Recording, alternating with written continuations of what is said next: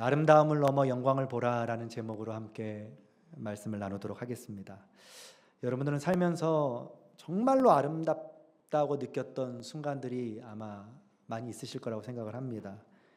누군가는 미국의 그랜드 캐년의 그 광활한 계곡을 보면서 야, 진짜 아름답다라고 느끼셨던 분도 계실 거고요.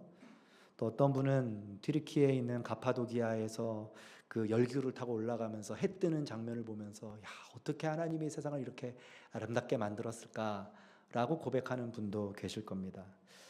사실 저는 개인적으로 이 볼리비아에 있는 우유니 사막을 참 가고 싶은데요. 거기는 이제 하늘과 땅이 막 대칭으로 이룬다고 하잖아요. 영롱한 그 자태를 사람들이 보면 정말 황홀하다라고 느낀다고 하더라고요. 우리가 살아가는 세상에는 참으로 아름다운 것들이 많습니다.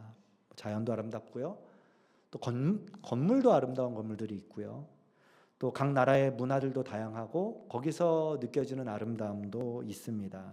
그리고 우리는 그것을 보면서 감탄을 하죠. 얼마나 사진으로 남기고 싶은지 사진을 남겨서 뭐 인스타나 페이스북이나 뭐 카카오톡 뭐 거기다가 올리곤 합니다. 그런데 한번 곰곰이 생각해 볼까요? 그 아름다움 앞에서 느꼈던 그 감격은 과연 무엇으로부터 시작되었을까 하는 겁니다. 대부분은요, 눈으로 봤기 때문에 시작됐습니다. 눈에 보이는 장면이 너무나도 아름다웠기 때문에 생겨나는 감정인 경우가 거의 대부분일 겁니다. 우리는 오늘날 눈에 보이는 화려함이 아주 중요한 시대를 살아가고 있습니다. 멋진 풍경, 예쁜 카페와 공간들, 또 감각적인 영상들, 잘 꾸며진 스토리가 있는 이미지들, 이런 것들을 보면서 우리의 마음이 끌리곤 하죠. 그런데 정말로 눈에 보여지는 그 아름다움이 전부일까? 그렇진 않죠. 우리는 눈에 보이는 그 장면 너머에 무언가가 있다는 것을 기억해야 합니다. 우리는 우리의 감각을 깨우는 그 시각적인 아름다움보다 더 깊은 아름다움이 있다라는 것을 잊지 말아야 합니다. 프랑스의 유명한 작가죠. 생텍쥐페리가 어린 왕자를 썼는데 거기에 보면 여우가 어린 왕자에게 작별 인사를 구하면서 나눴던 대화가 한마디 있습니다. 이런 대화예요. 가장 중요한 것은 눈에 보이지 않아. 마음으로 보아야만 잘 볼 수 있어 라는 말을 남기고 떠나죠. 정말 중요한 것은 눈으로 다 담을 수 없습니다. 진짜 아름다움은 눈에 보이는 것으로 끝나지 않는다는 거죠. 진정한 아름다움은 우리의 마음을 움직입니다. 우리의 영혼도 변화시킵니다. 거기서 진정한 의미를 찾게 되는 거죠. 오늘 우리가 함께 살펴볼 시편 19편 말씀이 그리스도인으로 살아가는 우리들에게 진정한 아름다움이 무엇인가를 소개해 주고 있습니다. 다윗은요, 단순히 하늘이 멋지다라고 표현하지 않습니다. 별이 아름답고 태양이 찬란하고 자연이 장엄하다라는 그런 감탄 수준으로 이 시를 쓴 것이 아니라는 겁니다. 오늘 다윗은요, 눈에 보여지는 그 아름다움을 뚫고 들어가서 그 너머에 있는 아름다움을 고백하고 있습니다. 과연 다윗은 무엇을 보고 있는 걸까요? 그리고 이 다윗의 고백을 통해서 우리 또한 무엇을 바라보고 살아가야 할까요? 오늘 본문을 통해서 함께 살펴보기를 원합니다. 먼저 다윗은요, 이 시를 시작하면서 하늘을 주목하고 있습니다. 1절 말씀을 보십시오.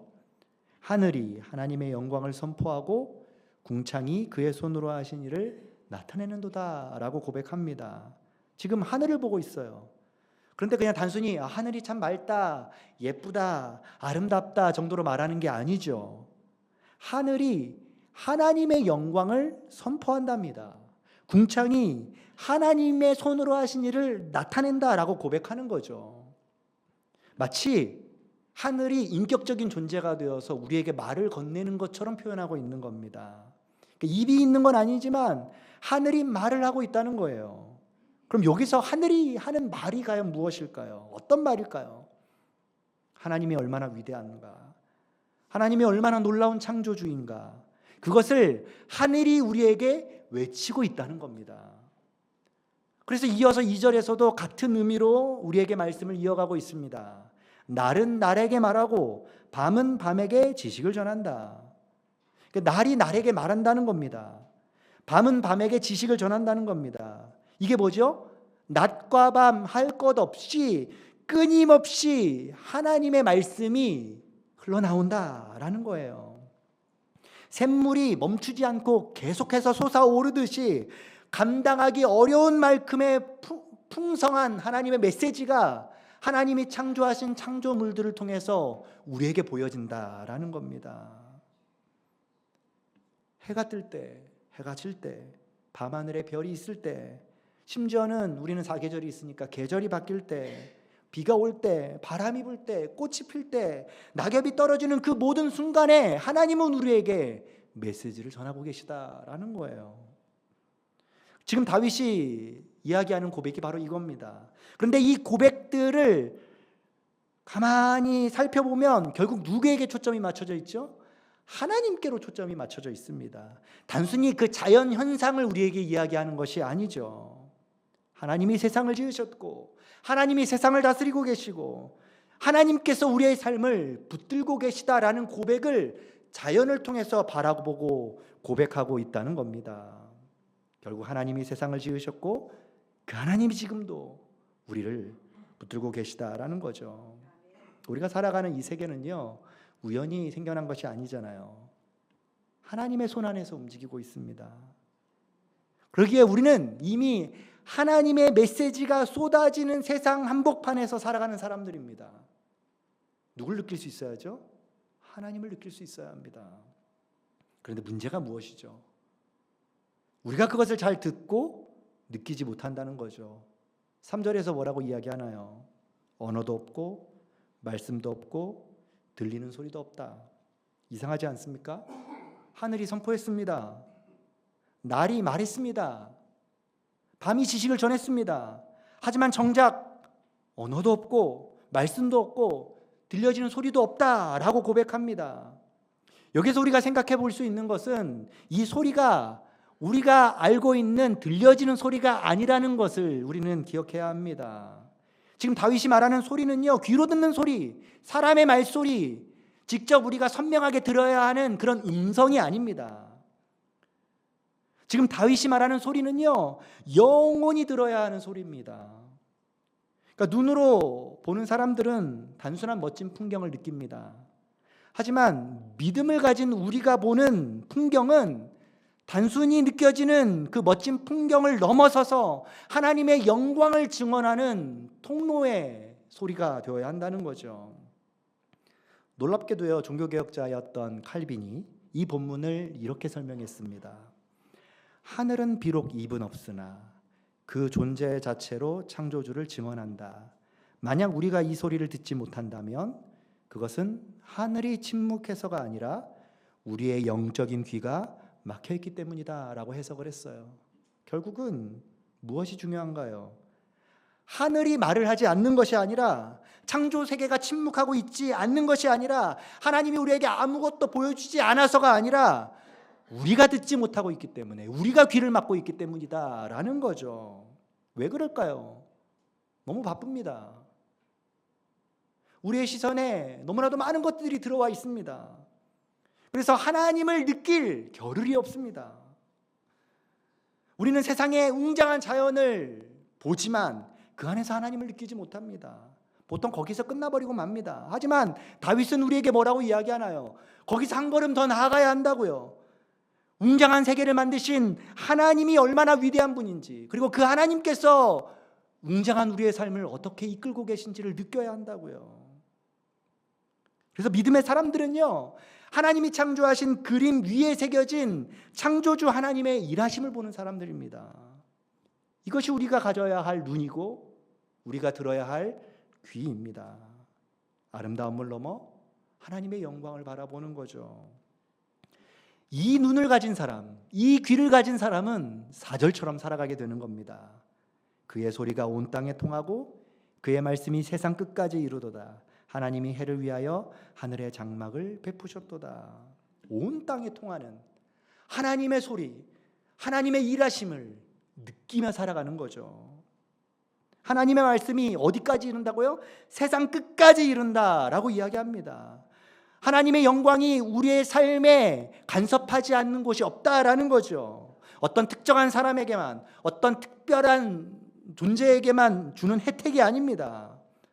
이 땅에 사는 모든 사람들이 느낄 수 있고 경험할 수 있는 그 영광을 우리가 살아가는 삶의 현장 속에 하나님은 가득 채워 놓으셨다는 거죠.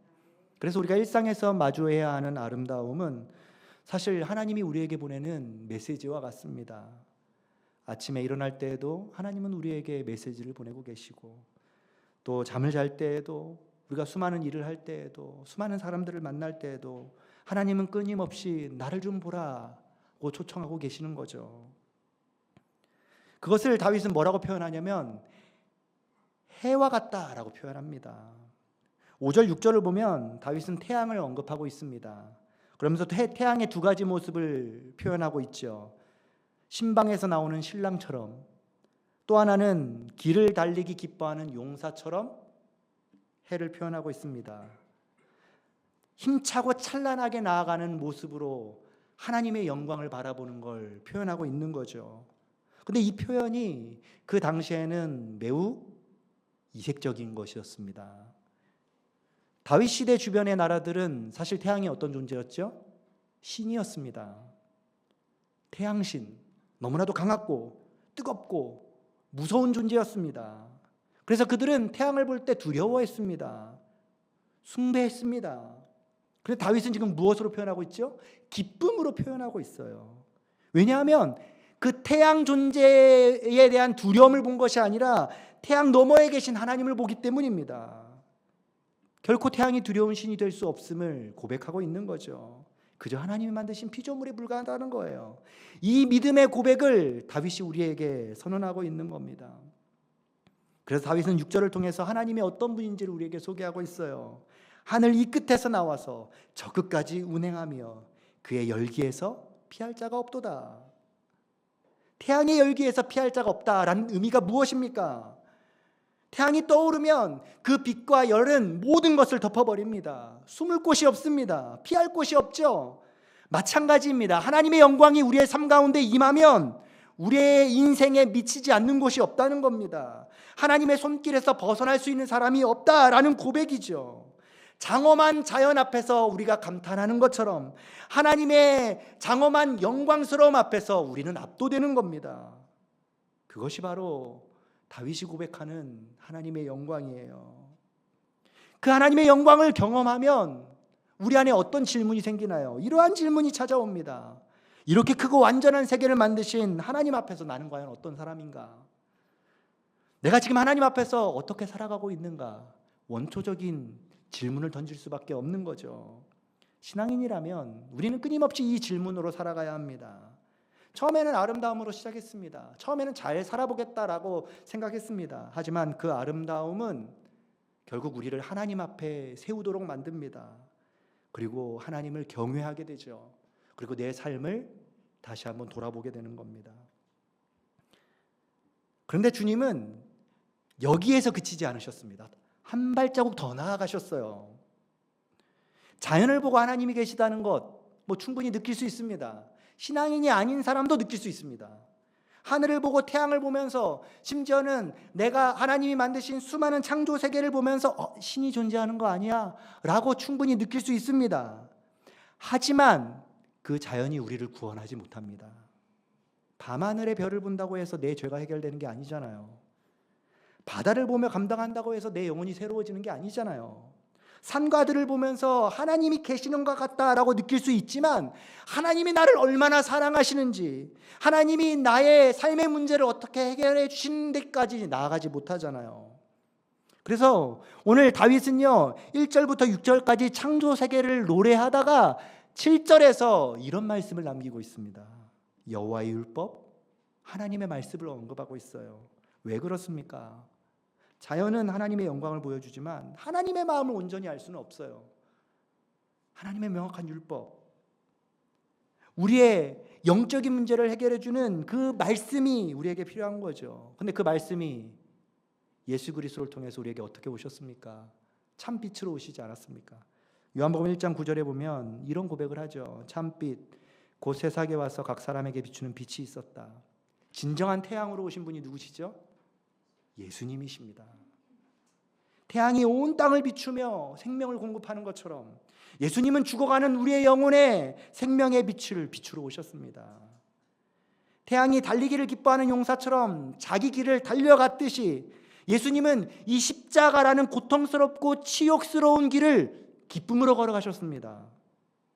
어떻게 기쁨으로 걸어갔냐고요? 히브리 기자가 12장 2절에 그렇게 소개하거든요. 이렇게 소개합니다. 믿음의 주여 또 온전하게 하신 이인 예수를 바라보자. 그는 그 앞에 있는 기쁨을 위하여 십자가를 참으사 부끄러움을 개의치 아니하시더니 하나님 보좌 우편에 앉으셨느니라. 주님이 걸어가신 십자가의 길을 기쁨의 길이라고 표현하고 있습니다. 찬란하게 걸어가는 신랑처럼, 길을 달리기를 기뻐하는 용사처럼 주님은 우리를 살리시기 위하여 십자가의 길을 기쁨으로 기꺼이 걸어가셨습니다. 해의 뜨거운 열기보다 더 강렬한 것이 무엇인가요? 바로 우리를 향한 예수님의 사랑 아닌가요? 우리는 하늘을 보면서 하나님을 감탄할 수 있습니다. 하지만 그것으로 끝나서는 안 되죠. 아름다움을 넘어 우리가 진짜 보아야 할 진정한 영광은 우리를 살리시기 위하여 보여주신 그 십자가 사랑입니다. 자신을 아낌없이 내어주신 그 그리스도의 은혜, 그래서 죄인된 우리를 살리시기 위하여 죽음의 자리까지 내려가신 그 주님의 헌신, 그것이 바로 우리가 바라보아야 할 영광의 최종 목적지입니다. 말씀을 정리하겠습니다. 혹시라도 지금 삶의 무게 때문에 아름다움을 잃어버린 채 살아가고 계시지는 않으신가요? 직장의 압박 때문에 마음이 불편한 분이 계실 거라고 생각합니다. 가정의 문제 때문에 지쳐 계신 분도 있을 겁니다. 자녀를 향한 걱정들, 건강의 염려들, 경제적인 부담 때문에 우리의 시선이 자꾸만 하늘을 보지 않고 바닥을 볼 수도 있습니다. 그럴 때마다 오늘 다윗의 고백을 기억하시기 바랍니다. 고개를 들어 하늘을 바라보십시오. 하나님의 영광이 우리에게 끊임없이 선포되고 있다는 사실을요. 하나님의 신실하심이 하나님이 창조하신 이 세상을 통해서 우리에게 증언하고 있다는 사실을요. 하나님이 세상을 잊지 않으시고 우리와 언제나 함께하고 있다는 사실을요. 그렇다고 해서 우리의 신앙생활이 마법처럼 문제가 다 사라지진 않을 겁니다. 교회를 다닌다고 해서 아픔이 사라지는 건 아닙니다. 하나님을 믿는다고 해서 걱정이 다 사라지는 것도 아닙니다. 여전히 상처받을 수 있고 여전히 지칠 수 있고 무너질 수 있죠. 하지만 우리가 바라보는 그 하늘의 영광스러움은 단순한 영광이 아니지 않습니까? 우리를 변화시키는 영광 아닙니까? 마틴 루터는 이렇게 고백했습니다. 예수 그리스도가 바로 이 시편이 노래하는 참된 태양이다. 세상이 주는 아름다움은 잠시 우리의 눈을 즐겁게 할 수 있죠. 하지만 그리스도의 영광은 우리의 삶 전체를 바꿔놓습니다. 눈에 보이는 아름다움은 잠깐 감탄을 자아내게 만들 수 있습니다. 하지만 십자가의 영광은 우리를 완전히 새롭게 합니다. 세상의 화려함은 순간적인 우리의 마음을 빼앗을 수 있습니다. 하지만 그리스도의 사랑은 우리의 영혼을 완전히 사로잡습니다. 오늘부터 일상을 영광의 눈으로 바라보시면 좋겠습니다. 아름다움을 넘어 영광을 보기 시작할 때 우리의 일상이 더 이상 지루한 반복이 아니라 하나님의 인재가 가득한 거룩한 공간이 될 것을 믿습니다. 하늘이 선포하는 하나님의 영광을 우리도 함께 듣고 십자가를 통해 보여주신 그 하나님의 사랑을 온전히 붙들고 나아가는 저와 여러분들 되시기를 주님의 이름으로 소망합니다.